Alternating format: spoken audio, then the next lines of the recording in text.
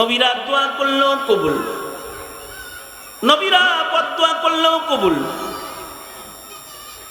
আল্লাহর রাসূল সাল্লাল্লাহু আলাইহি ওয়াসাল্লামের দোয়া নিতে মেয়েটা আসছে, আয়েশা বলে, ওগো আল্লাহর নবী, আপনি আমাকে দোয়া দিয়ে দেন, আল্লাহ যেন আমারে সুস্থ করে দেয়। আল্লাহর রাসূল বলেন, দোয়া নিবা না জান্নাত নিবা? যদি সবর করো, অসুস্থতা আল্লাহ দিছে তোমাকে, যদি তুমি ধৈর্য ধরো তাহলে আল্লাহ তোমাকে এর বদলায় জান্নাত দিবে। আর যদি দোয়া নাও তাইলে আমি দোয়া করে দিতে পারি। এ কারণে কারোর কাছে, বুজুর্গদের কাছেও দোয়া করতে গেলে ডাইরেক্ট দোয়া করে না, আল্লাহ তার জন্য খায়রের ফয়সালা করেন, আল্লাহ যেটা তার জন্য ভালো হইব ওইটা করেন। আল্লাহর রাসূল তাকে বললেন, সুস্থতা নিবা দোয়া নিবা নাকি জান্নাত নিবা? মেয়েটা বলে, ওগো আল্লাহর নবী, আমি ধৈর্য ধরলে কি আল্লাহ মানে জান্নাত দিবে? হ্যাঁ, তুমি যদি ধৈর্য ধরো তো মহান আল্লাহ তোমাকে জান্নাত দান করবে। আমাদের দরকার কি? জান্নাত দরকার না? জায়গা দুইটা, হয়তো দোজখ নয়তো জান্নাত। যে জান্নাতে যাইব সে আল্লাহরে পাইব। আল্লাহু আকবার, জোরে বলেন, আওয়াজ করে জোরে বলেন, আল্লাহু আকবার, জোরে করে বলেন। জায়গা কয়টা? জায়গা কয়টা? দুইটা জায়গা মাত্র, একটা জাহান্নাম আর একটা হলো জান্নাত। জাহান্নামের ভিতরে আযাব আছে আর জান্নাতের ভিতরে আল্লাহ নিজে আছে। সুবহানাল্লাহ। আগামীকালকে বললেন, আগামীকালকে আবার মাহফিলে মনে জোরে আওয়াজ করে বলেন, জোরে করে বলেন, জোরে করে বলেন। দোজখের ভিতরে আগুন আছে, জান্নাতের ভিতরে আল্লাহ তাবারাক ওয়া তাআলা সরাসরি আল্লাহ পাক জান্নাতে আছে। এজন্য মুমিনের গন্তব্য কোথায়? দোজখে না জান্নাতে? কাফেরের গন্তব্য কোথায়? জাহান্নামে। আর মুমিনের গন্তব্য কোথায়? জান্নাতে। এই কারণে মুমিনকে আল্লাহ বলে, ওয়াসারিউ ইলা মাগফিরাতিম মির রাব্বিকুম ওয়া জান্নাতিন আরদুহাস সামাওয়াত ওয়া জান্নাতিন আরদুহাস সামাওয়াত ওয়াল আরদু উইদ্দাত লিল মুত্তাকিন। এই জান্নাতের দিকে দৌড়াও। তবে মনে রাখবা, জান্নাত পাইতে হইলে কিন্তু ক্ষমা পাইতে হবে। জান্নাত পাইতে হইলে ক্ষমা ছাড়া জান্নাত পাওয়া যাবে না। গুনাহ তো সবারই কিছু আছে। কারোর গুনাহ আল্লাহ ওয়াজে গেলে মাফ করে, কারোর গুনাহ আল্লাহ তাআলা জ্বর আইলে মাফ করে, কারোর গুনাহ আপা ভেঙে গেলে মাফ করে, কারোর গুনাহ অভাবে পড়লে মাফ করে, কারোর গুনাহ একটু বিপদে পড়ে গেলে, ছেলে মরে গেছে তখন তওবা করছে, গুনাহ মাফ হয়ে গেছে, কারোর গুনাহ তার ফসল নষ্ট করে দিয়ে তারে পেরেশানি ফেলায় মাফ করে। এমনকি মুমিনের পায়ের তলায় যদি একটা কাটার আঁচড় লাগে, আল্লাহর রাসূল বলেন, আল্লাহ তাআলা মুমিনকে মাগফিরাত দান করে। আল্লাহু আকবার, জোরে করে বলেন। এই এলাকার ধর্মপ্রাণ যুব সমাজ যারা এখানে 20 বছর ধরে জালালী সাহেবের তাফসীর শুনতেছে, নসিহত শুনতেছে, নিজের গ্রামের সন্তান বলে হেলা করে নাই। শুধু গ্রামের সন্তান বলে তার তাফসীর শোনাই উদ্দেশ্য না, ওয়াজ শোনাই শেষ না। তাকে আজকের মহতী মাহফিলে স্বর্ণপদক, 20 বছরের এই ধারাবাহিক আলোচনার যে সম্মাননা তাকে প্রদান করা হলো, একজন মুফাসসিরে কোরআনের সম্মান, এটা আল্লাহ পাকের সম্মান, আল্লাহর দ্বীনের সম্মান, আল্লাহর রাসূলের সম্মান। এই সম্মাননার অনুষ্ঠানে আমি হাজির থাকতে পারা আমি নিজেকে গর্বিত মনে করছি। আর আপনাদের সাথে মোলাকাত হয়ে গেল, যদিও ডেট পরিবর্তন হয়েছে, সময় হেরফের হয়েছে।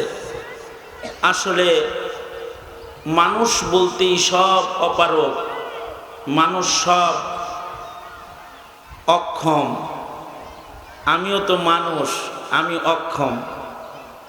যত মানুষ আছে দুনিয়াতে সব মানুষ অক্ষম, সক্ষম কেউ না। আল্লাহ পাক যেটা চান সেটা হয়, ব্যক্তি তার চেষ্টায় অনেক কিছুই করতে পারে না।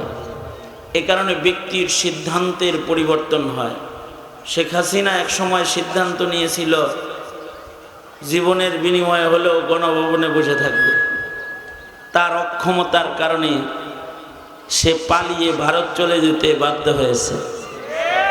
আবার সে সিদ্ধান্ত নিয়েছিল দেশে আসবে, কয়েকবার করে প্ল্যানিং করেছে আসবে, আসতে তো পারে নাই 32 নাম্বারটাও হারায় গেছে।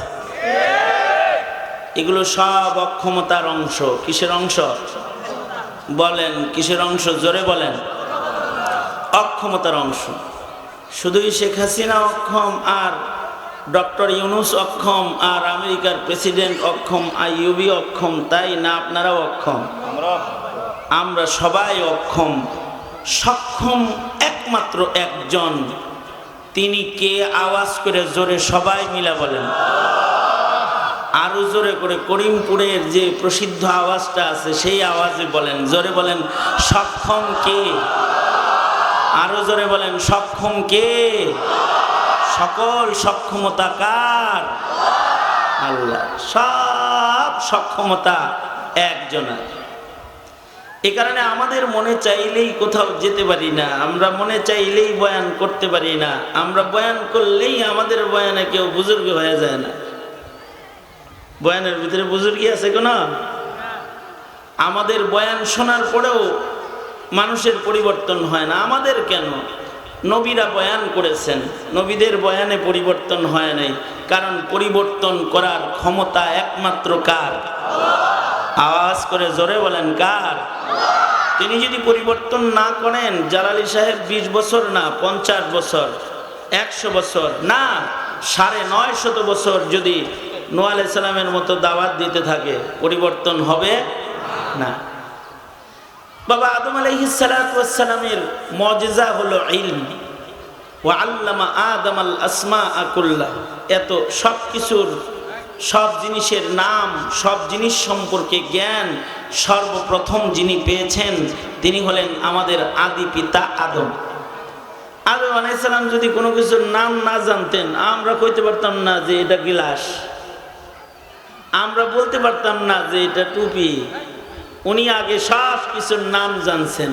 এটা লাইট, এটা আম গাছ, এটা বরই, এটা কলা, এটা কাঁঠাল, এটা ছাগল, এটা ভেড়া, এটা দুম্বা, এটা গরু। এই নামগুলো কে জানছেন সবার আগে? জোরে বলেন, আদম।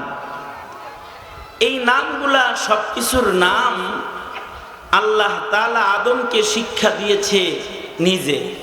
আল্লামা আদম আল আসমা, আল্লাহ নিজেই শিক্ষা দিয়েছেন বাবা আদমকে সব জ্ঞান। এত জ্ঞান থাকার পরেও এত কিছুর নাম যিনি চিনাইলেন, তিনি তো নিজের সন্তানকে আল্লাহ চিনাইছেন। আল্লাহ পাকের, এদিকে দেখেন, আল্লাহ চিনাইছেন, আল্লাহ পাকের হুকুম চিনাইছেন, ধর্ম চিনাইছেন, চিনান নাই? চিনায়া তারপরে বলছেন, ওই আল্লাহর হুকুম যে তোমার বিয়া অমুকের লগে হবে, কিন্তু কাবিল বলে মানি না, সেটা আমি মানি না। হাবিলকে হত্যা করলো। নবী আলাইহিস সালাতু ওয়াস সালাম, হাদিসে পাকে আছে, কিয়ামত পর্যন্ত যত হত্যা হবে, এই হাসিনা যা মারছে, হাজ্জাজ ইবনে ইউসুফ যা মারছে, এখন যা কতল হইতেছে, কিয়ামত পর্যন্ত যত কতল হবে, এই সব কতলের একটা অংশ, একটা হিস্সা কাবিল পাইব। কারণ সে বাবা আদম বোঝানোর পরেও সে বুঝে নেই। দেখেন, এত বোঝানোর পরে নিজের ছেলেকেই বুঝাইতে পারে নাই।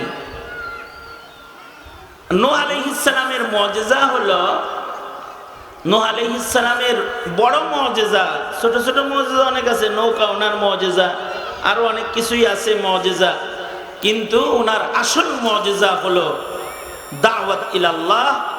950 বছর লাগাতার উনি দাওয়াতের কাজ করেছেন। এরকম তাফসীর করেছেন, ওয়াজ করেছেন, দাওয়াত দিয়েছেন ৯৫০ বছর। এত লম্বা দাওয়াত দুনিয়ার কোন নবী দেয় নাই, এটা ওনার মুআজিজা। কিন্তু নূহ নবীর দাওয়াতেও আসর করে নাই নিজের ঘরে। উনি যেহেতু সারা মানুষদেরকে দাওয়াত দিয়েছেন, দ্বিতীয় আদম, তো দুনিয়ার মানুষদেরকে দাওয়াত দিয়েছেন, কিন্তু নিজের ঘরের ভিতরে কি দাওয়াত উনি দেন নাই? দিছেন, কিন্তু ওনার দাওয়াত, ওনার ওয়াজে ক্ষমতা নাই। হিদায়াতের ক্ষমতা এক জায়গায়, কোথায়? জোরে বলেন, আল্লাহর কাছে।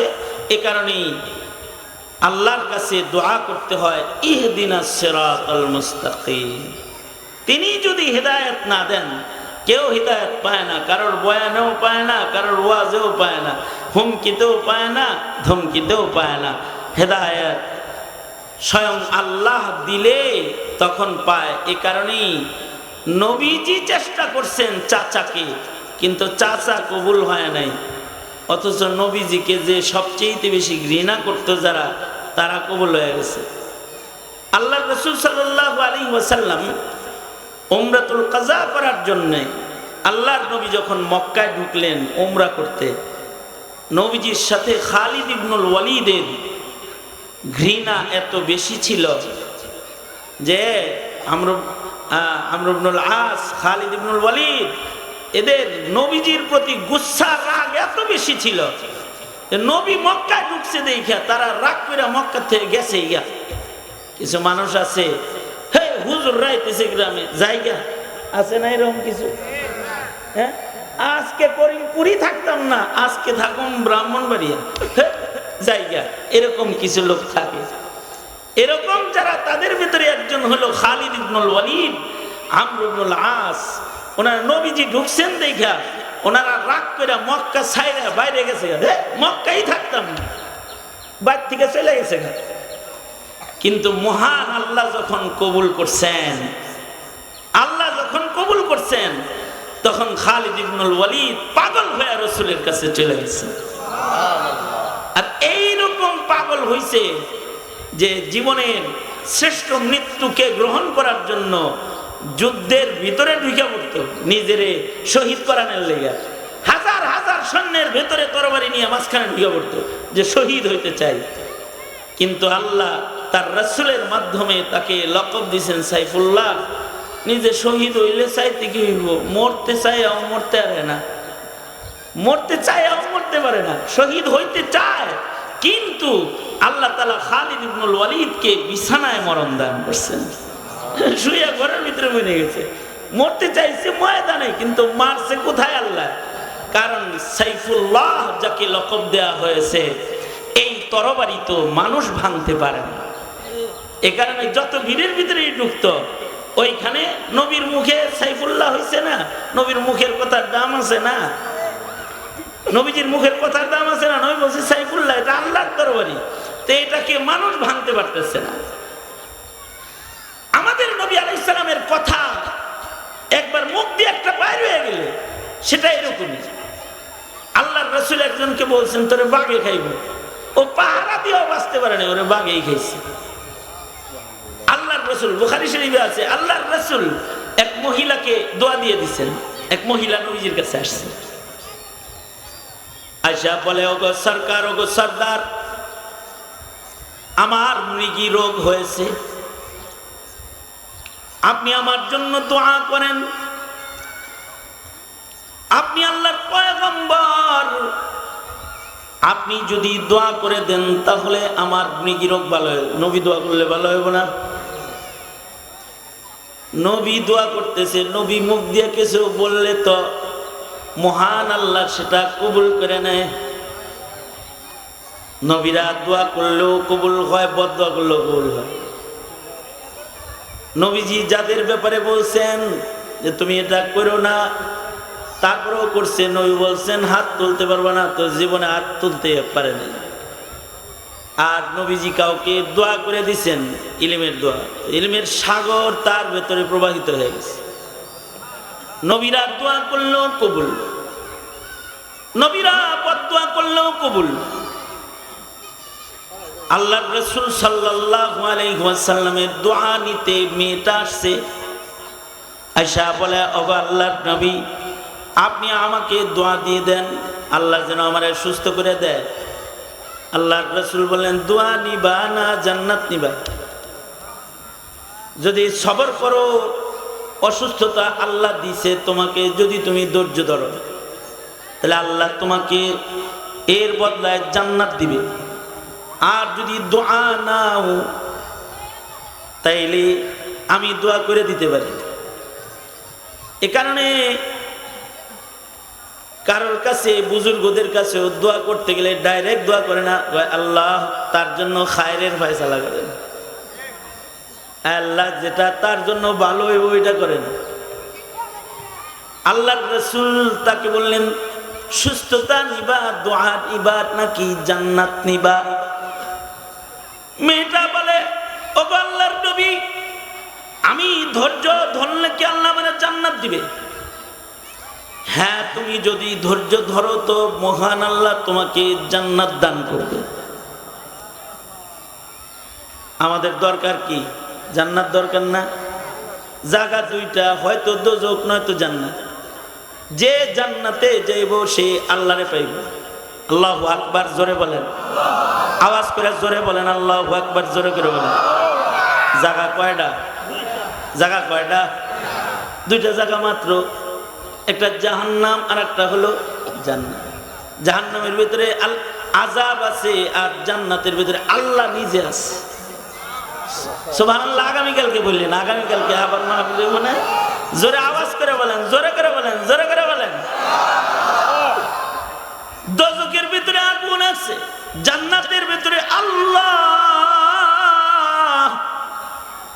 তাবারাক ওয়া তাআলা সরাসরি আল্লাহ পাক জান্নাতে আছে। এজন্য মুমিনের গন্তব্য কোথায়? দোজখে না জান্নাতে?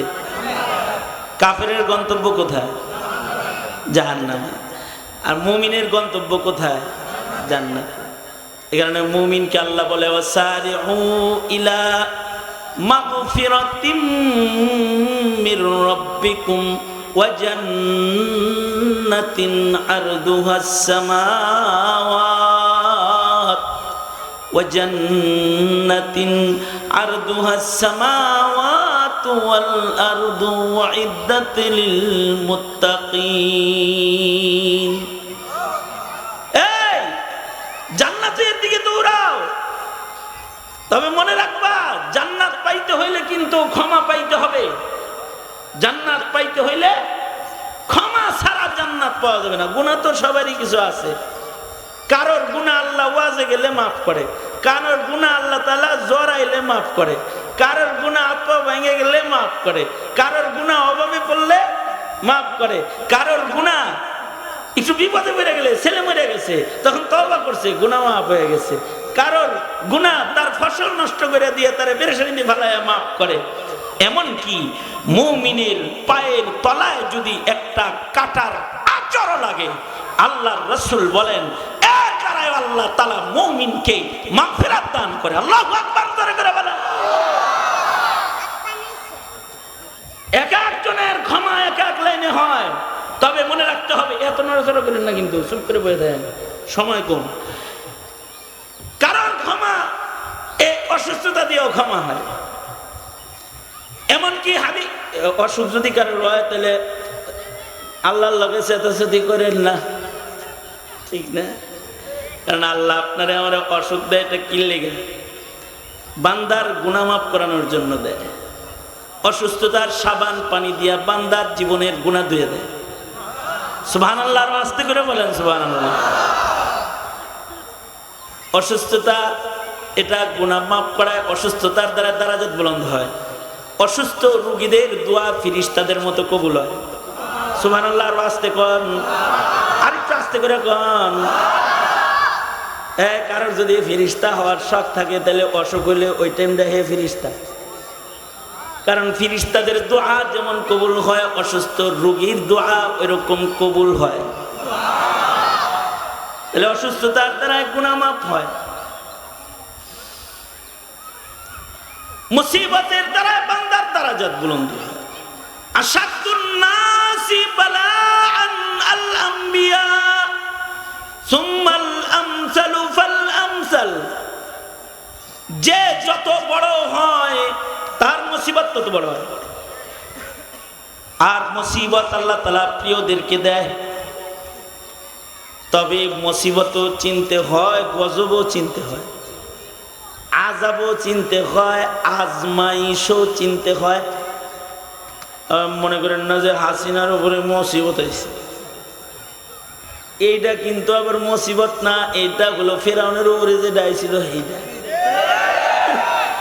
এটা হলো নমরুদের উপরে যেটা আসছিল ওইটা। গুনাহের কারণে গজব আসে, হালাক হয়ে যায় গুনাহ যখন বেশি হয়। আর গুনাহ যখন কম রয় তখন মুসিবত আসে। অল্প গুনাহ মুসিবত দিয়া আল্লাহ তাআলা ধুয়ে দেয়, সুবহানাল্লাহ বলেন। আর যখন গুনাহ বেশি হয়ে যায় তখন আসে গজব। গজব গজব আইলে হালাক হয়ে যায়। পাপের কারণে গজব আসে। কুল্লু নাফসিন বিমা কাসাবাত আইদিন নাস। মানুষ সহজতে সব কামাই করে, সুখ কামাই করে, দুঃখ কামাই করে, জান্নাত কামাই করে, জাহান্নাম কামাই করে। মাগফিরাত এটা পাইতে হয়, বিভিন্ন জিনিসে মাগফিরাত পাওয়া যায়। যেমন যেমন এইখানে দিনের কাজ বাদ দিয়া, জীবিকার সন্ধান বাদ দিয়া সারাদিন মাহফিলের শামিয়ানার নিচে বয়ে রইলেন। উদ্দেশ্য কি? টাকা পাইবেন না ক্ষমা পাইবেন? ক্ষমা। ক্ষমা ক্ষমা করবেন কি? জোরে আওয়াজ করে বলেন। এই আমার দিকে তাকায়, এখন ক্যামেরার দিকে চাইছিস, জোরে বলেন ক্ষমা করবেন কে? এখানে বসছি, খুশি হয়েছে কে? আমাদের মালিক কে? জান্নাতটা কার? জান্নাতে গেলে কাকে পাওয়া যাবে? জোরে আওয়াজ করে বলেন, কারে পাওয়া যাবে? আল্লাহকে। আল্লাহরে পাইতে রাজি না কে কে? ওই যে রাজি না, রাজি না, রাজিতে ওয়াজ ভালো করে শোনা লাগে না? কারা কারা রাজি? দুনাত তোলেন। কি সুন্দর দেখা যায়, দুনাত তোলেন। সুদা করেন, সুদা করেন, সুদা করেন না। আল্লাহ এরা সবাই আপনার জান্নাত চায়। হাদিসে আছে চাইলে নাকি আপনি দেন, আল্লাহ করে জান্নাত দিয়ে দেন। জোরে বলেন আমিন। আরো জোরে আওয়াজ করে বলেন আমিন। বলেন ইয়া আল্লাহ। হয় নাই? জোরে আওয়াজ করে বলেন ইয়া আল্লাহ। আমরা সবাই জান্নাত চাই। ইয়া আল্লাহ। আমরা মাগফিরাত চাই, আমরা জান্নাত চাই। আপনারা আসলে শিকারী শ্রোতা তো, জানি ভাই আপনাদের শিকারী বানায় লাইছে। আমার বদকিসমতি যে লম্বা সময় আপনাদের কাছে থাকতে পারতেছি না, ভালোই লাগতেছে। আপনারা ভালো। কখনো মৌকা হইলে যদি আবার দাওয়াত টাওয়াত দেয়, যদি এবার রাগ না করে থাকে, যদি আর রাগ করে থাকে, যে জ্বালান জ্বালাইছে হ্যাঁ রে দাওয়াত দিতেছি না, যদি এটা কয় তাহলে তো শেষ।